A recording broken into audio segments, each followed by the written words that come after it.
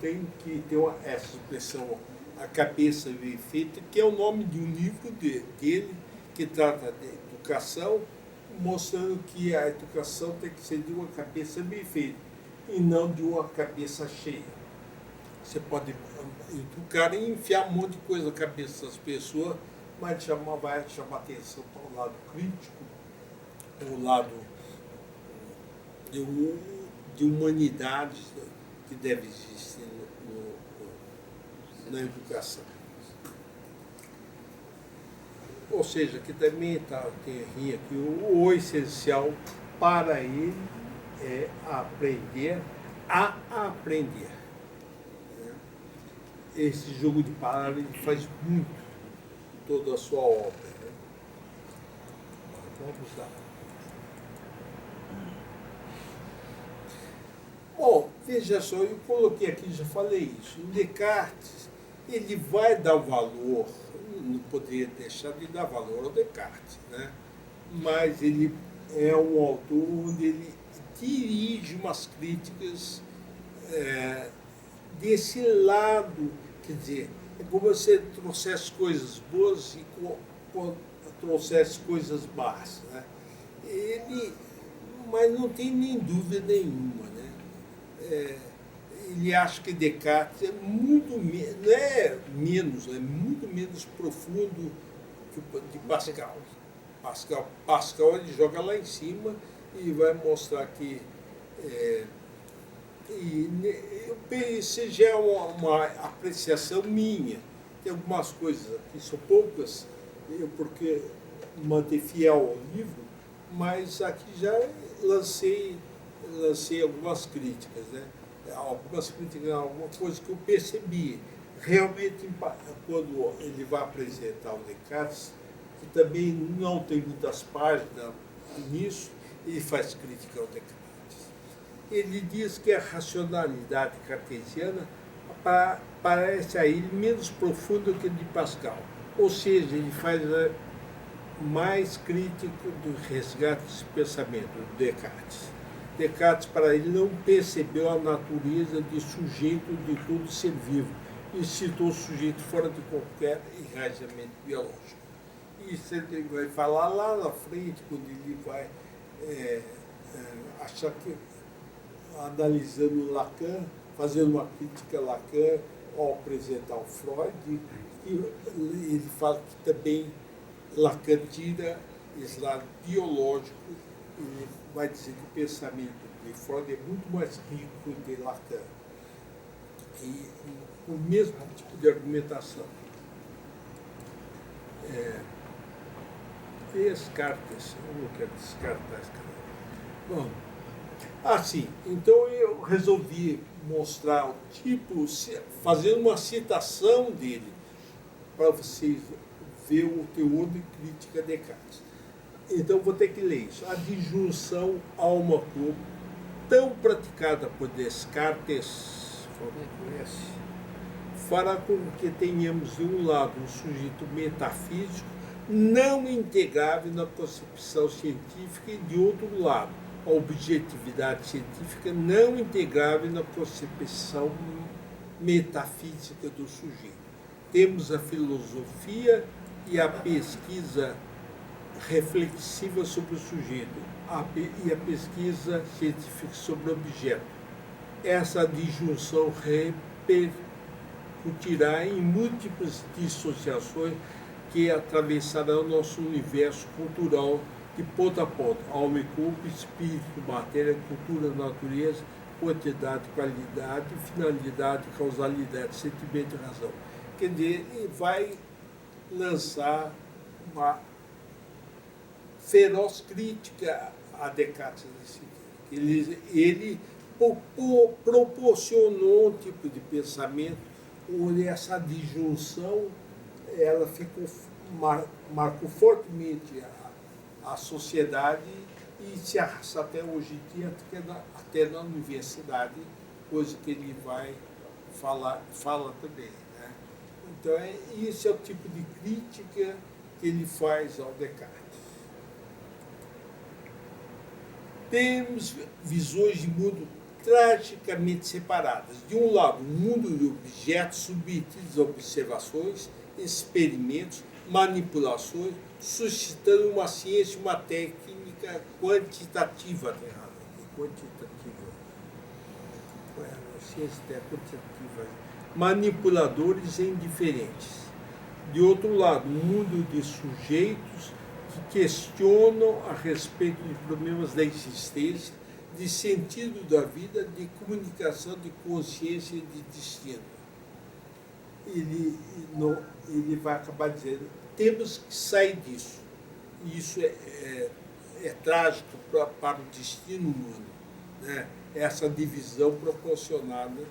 E lógico que ele vai reconhecer que isso também trouxe muitas coisas, muitos conhecimentos, muitas para a humanidade, né?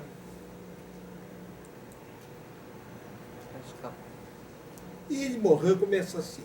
Para mim, o maior pensador, Pascal, mais próximo ao mesmo tempo que Heráclito, é Blaise Pascal. Admira que Pascal cria uma articulação entre fé, razão e dúvida. Veja só, eu quero salientar, quando aparece a palavra fé, e ele trabalha com a palavra de fé, trabalha com metafísica. Ele não retira a metafísica da jogada, né? Mas ele, aí vocês podem ver uma... O que é? É um resumo? Não, é uma biografia. Bom, ele cria essa articulação entre fé, razão e dúvida. Ademais, pode pegar aí. Deixa só uma só aqui. Deixa uma só.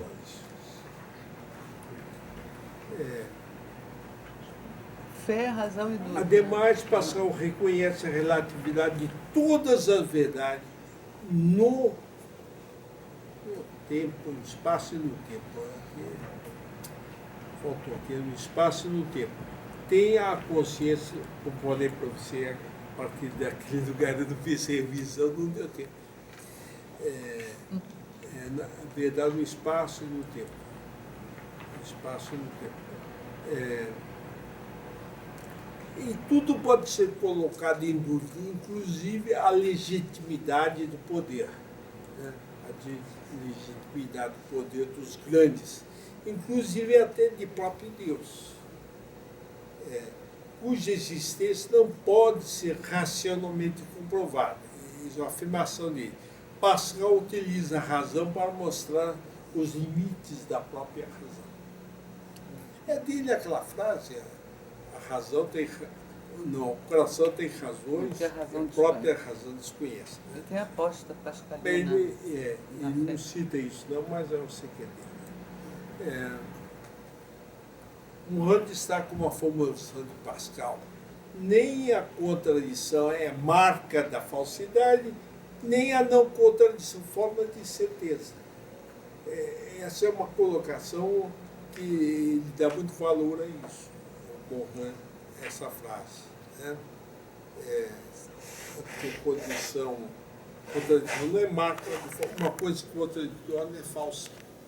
E o exemplo que eu dei é a vida e a morte. Quer dizer, nós estamos morrendo e vivendo ao mesmo tempo. Né? Essa é a grande questão. Segundo Morin, ele é um profundo antropólogo sensível à complexidade humana, que vê essencialmente no homem um tecido de contradições. O Homo sapiens é também um Homo demens. Isso aí também é uma coisa que ele explora muito, Morin, sobre a vida do homem. Ele é um Homo sapiens, mas é demens também. E, às vezes, muitos pensadores só aproveitam o lado sapiens dele. É uma crítica que ele também vai fazer mais à frente a Marx. E acho que Marx não viu que o homem é um homem demens, também, maluco, doido, imaginativo e etc. E ele faz então aqui que o homem, ele vai falando que já são algumas posições que ele vai inserindo no texto ao examinar esses autores. Ele, ao falar de Pascal e recolher de Pascal alguns pensamentos, ele procura desenvolver no próprio texto, né? Então, vê essencialmente no homem um tecido de contradições. O homem sábio é também o homem fábio, é também imaginário e mitológico. O homem econômico é também o homem ludens. Enfim, além, tanto cheio de erro, hein? Nossa Senhora. Bom, fazer o quê? Além de prosaico, é também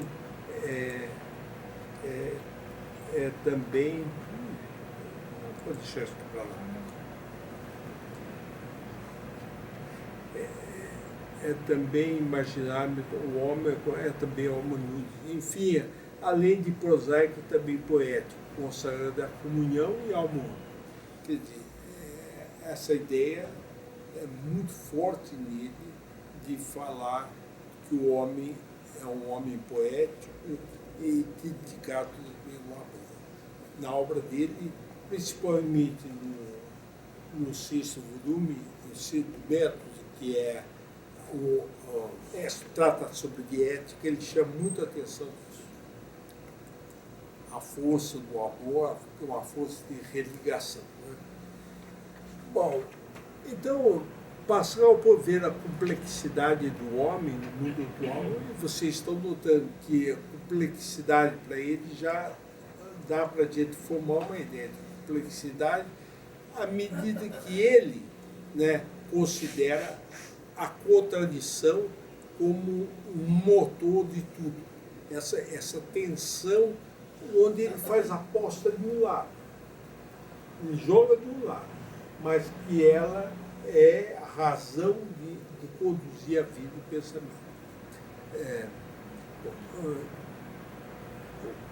Preconiza o fim do determinismo absoluto da ciência, o fim de uma concepção teleguiada da história e a ascensão rumo ao progresso, conduzido por uma incerteza no conhecimento. Segundo Morin, a racionalidade definida por Pascal é de um caráter superior a de Descartes.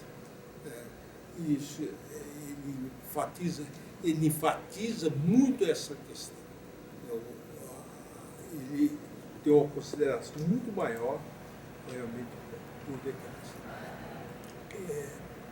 Diz Pascal, então tem bom ler. Como todas as coisas são causadas e causantes, ajudados e ajudantes, mediadas e imediatas, e todos se acham entrelaçados por um vínculo natural e insensível que liga os mais distantes e as mais diferentes, considera impossível conhecer as partes sem conhecer o todo. Isso já é uma questão lá de Pascal, né? Essa ideia de parte todo, acho que tem que ter um livro, o Carlos, lá, Heisenberg, né? Isso, Carlos. Heisenberg, né? Chama a parte toda, né? Então, a gente vai encontrar já em Pascal aqui essa ideia. E como conhecer o todo particularmente... Está errado. Bom, sem conhecer, né? Falta um R ali, né? Isso. Sem conhecer. Bem simples. Sem conhecer. Nesse assim, eu não tento fazer a revisão. Uhum. Até a página 20 e poucos eu fiz. Depois eu o meu corpo pedia mais. Vou lá. Contrapõe, portanto, a Descartes, que preconiza a necessidade de separar todas as coisas. Quer dizer, se Descartes jogou na separação, ele jogou na junção. Mas ele não vai, por isso, descartar Descartes, não vai descartar Descartes. Né? E devemos associar disjunção e conjunção. simplificação e complexificação, e pensado como antagônicos e complementares. Quer dizer, por isso ele coloca o Descartes. Se o Descartes trabalha do lado da separação, vai encontrar o Pascal, né? Não, que está pensando na integração. Então ele fala que eles são pensamentos complementares. E é bom conhecer ambos.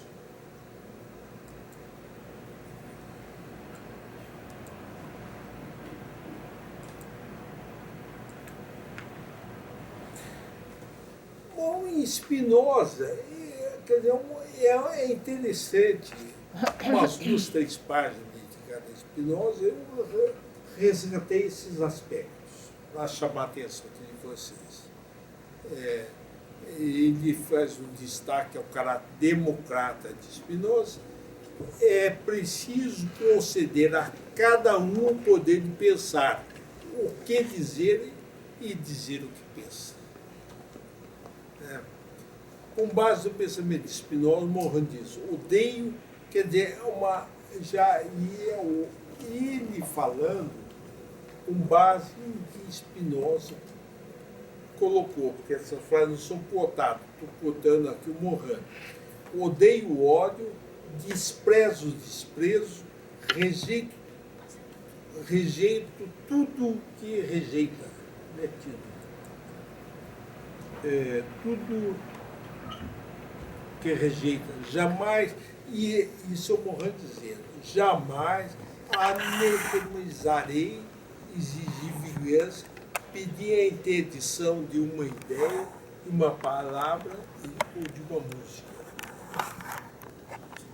A rejeição ao ódio implica na necessidade de amor, de amizade, de fraternidade, para ele os germes essenciais da ética. Ele vai explorar muito, e esse livro também apresento na minha disciplina, que é a ética, que é o volume 6 do método. Bom, tem Rousseau. O que ele vai tirar de Rousseau? Ele tira de Rousseau as interrogações sobre o fundamento da relação humana com a natureza. Rousseau trabalha muito isso. Segundo ele, não sou conhecedor de Rousseau. Já li Rousseau, mas não sou estudioso de Rousseau.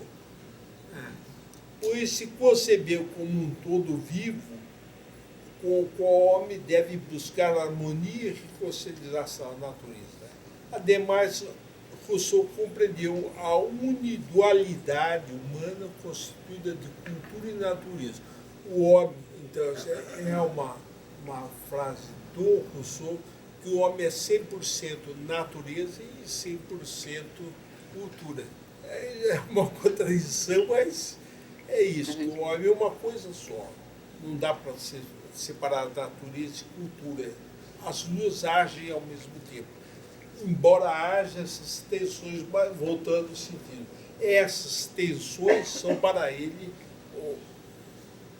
a vida, né? A vida é trabalhar com tensões. Aqui o Morin fala que o misticismo não é necessariamente religioso. Esse Deus místico, mas não é religioso. Ele pode nascer de um copo de vinho bebido entre amigos, como pode nascer diante do espetáculo da natureza a que atribui uma importância quase maternal. Quer dizer, ele, voltando, isso é de Rousseau, ele constrói esse pensamento olhando para o que o Rousseau pensa. Pois não. 10 minutos. Posso dar um pulado aqui? Bom, vamos lá. Em pleno iluminismo, Rousseau mostrou que a razão, quando cultivada sozinha, tem um caráter abstrato e inumano. Eu até lembrei dessa parte de inumano, essa categoria inumano, acho que ela é muito usada por um autor chamado Henri Atlan, que é um biólogo, um historiador da biologia também, que fala que inumano só pode ser uma característica da linhagem humana. esse inumano é o seguinte, ele não é a favor do humano. É uma palavra que é usada por outros autores. É um dos primeiros a questionar a ideia de progresso.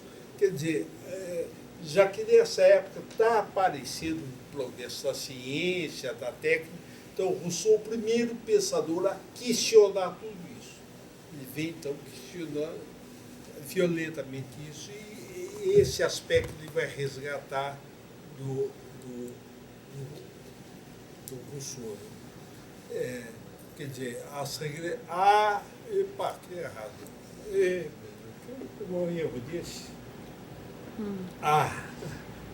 Regressões do progresso.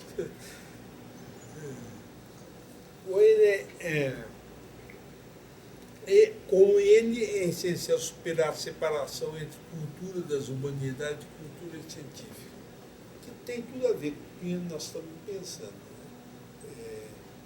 Da interdisciplinaridade de julgar a cultura científica junto com a cultura, com a humanidade, né? Quer dizer, em Rousseau a gente pode beber algumas considerações sobre isso.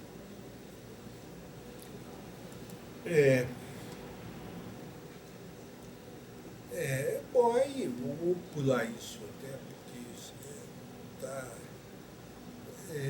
daí ele entra em Hegel, ele também vai puxar em Hegel exatamente o que ele viu em Heráclito.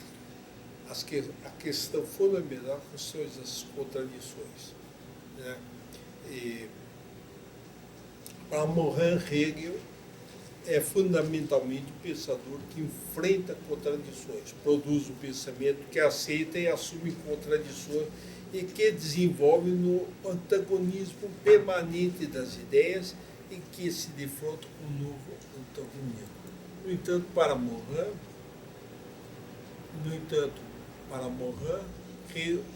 tanto Hegel quanto Marx falam em superação das contradições. Confessa, então, que deixou de acreditar em superação das contradições, tudo está curto. Quer dizer, é possível em alguns casos se falar nisso, mas não dá para falar que as contradições, essa contradição forte de a vida e a morte, é insuperável. Ela que dá essa contradição conduz a vida, né? Conduz a vida à morte. Quer dizer, não dá para separar de fato, né? Para Morin existem contradições que são insuperáveis em todos os domínios físicos, em todos os domínios, físico, biológico e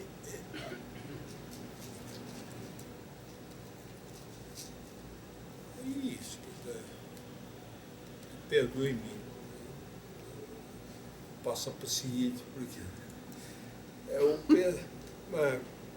eu quero dizer, para Morin, o pensamento pode superar algumas contradições, mas não aquelas fundamentais. Para Morin, então, como ele diz na sua mente dialógica, as contradições são simultaneamente conflitantes e complementares. Aí que está a ideia dialógico dele, né? Elas são complementares e conflitantes. Morin se apropria da ideia da astúcia da razão de Hegel, ele acha fantástico isso, também faz um desenvolvimento sobre essa ideia de Hegel, que basicamente, às vezes, para você fazer uma coisa racional, você usa irracionalidades. Você é astuto na impressão que tudo que você tem que fazer tem que ser racional, não. A razão usa astúcias, uso irracional e universais, né? Para realizar objetivos racionais universais, a razão se serve de processos aparentemente irracionais, atos voltados para a interesse aparentemente particular. Então, concluindo, ele diz que é um grande pensador da complexidade. Depois, na sequência, vem Marx. Depois tem o resto, eu vou falar bem rápido, embora seja importante. Mas eu senti que não dava para fazer menos que isso. Né? E Max Morin aprecia a ideia de um homem genérico. Diz que Morin que admitia que o desenvolvimento das forças produtivas e a luta de classe eram os motores da história.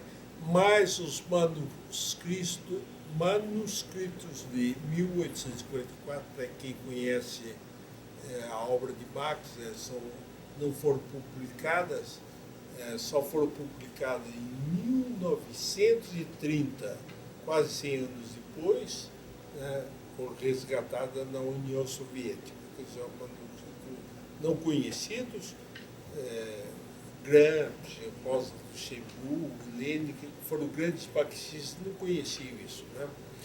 Marcaram profundamente o pensamento deles e deslocaram sua atenção para seu interesse em antropologia. Particularmente, Marx anunciava que um dia as ciências da natureza englobarão as ciências do homem, do mesmo modo que as ciências do homem englobará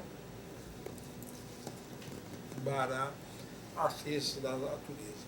Então, esse pensamento que ele vai retirar dos manuscritos, e essa questão de esse mestre, esse enlaçamento do conhecimento científico e humanidades que ele vai fazer, propugnar, vai fazer, atualmente chama atenção.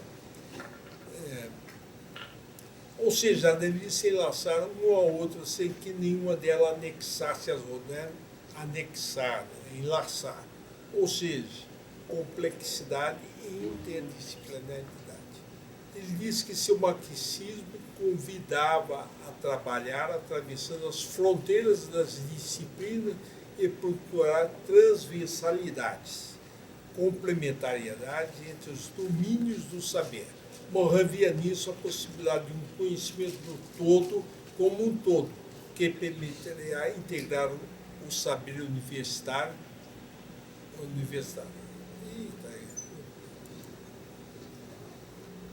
Ele fala que se devia de ser posto. Bom, eu tirei aqui, acho que não tiraram, perdoe-me novamente, não deu tempo e eu estava muito cansado.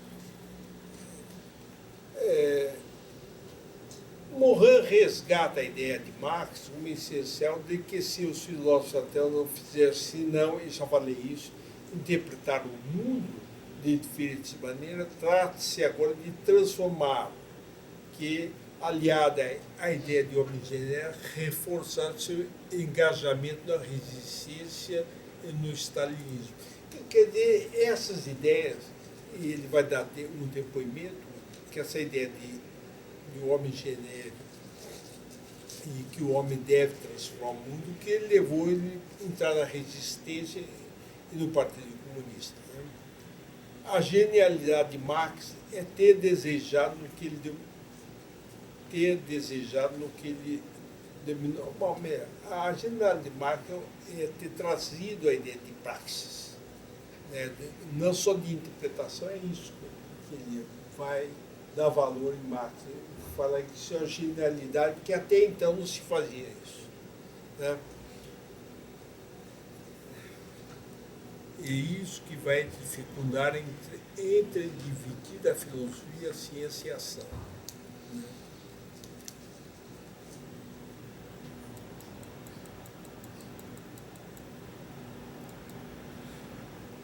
E ele faz umas críticas, então, são bastante. Quem for ler esse livro vai encontrar algumas críticas, mas ao mesmo tempo um respeito muito profundo por Marx e por Hegel. Mas não vai deixar, e eu também não vou aqui fazer uma análise disso, poderia até fazer uma análise do marxismo de Morin, mas poderia parecer também pretensioso, mas a gente também lê, nós pensamos, somos críticos, e algumas coisas a gente não digere também. Mas ele tem esse